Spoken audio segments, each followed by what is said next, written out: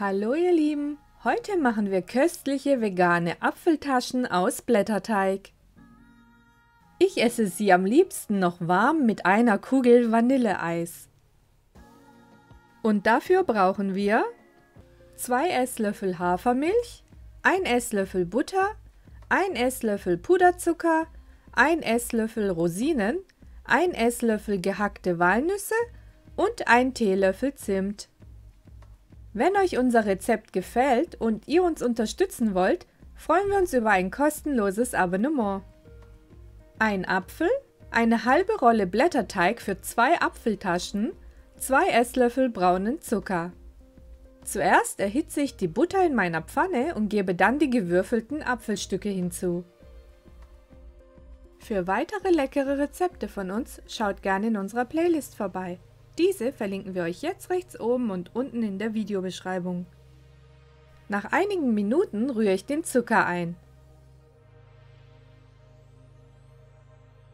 Wenn aus dem Zucker Sirup wird, startet der Karamellisiervorgang und ich gebe die Nüsse, Rosinen und den Zimt dazu.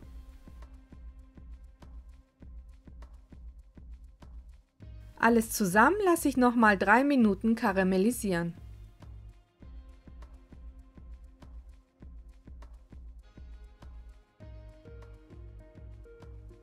Den Blätterteig habe ich auf Backpapier gelegt und schneide ihn nun in der Mitte längs einmal durch. Dann klappe ich eine Seite zur Hälfte ein, damit ich die Mitte finde, und schneide beide Stücke an der Linie durch.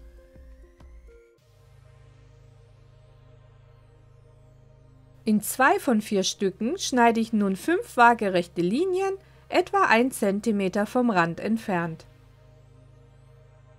In die Stücke ohne die Linien verteile ich nun die Füllung. Dabei lasse ich wieder rundherum einen Rand von ca. 1 cm.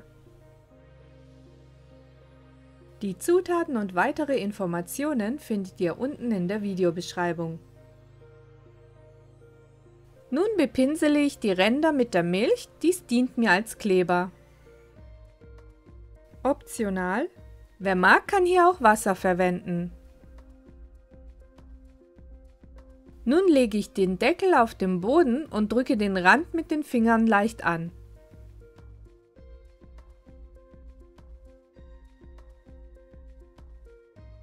Danach nehme ich eine Gabel zur Hilfe und drücke alles nochmal mit der Gabelspitze fest.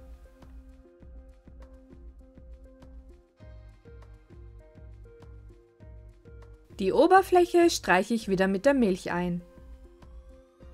Ich backe im vorgeheizten Ofen bei 180 Grad Umluft für ca. 20 Minuten.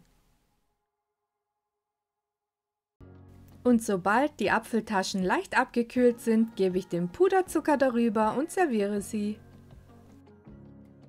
Vielen Dank fürs Zuschauen und wenn euch das Video gefallen hat, freuen wir uns über einen Daumen nach oben und ein Abonnement. Bis zum nächsten Video.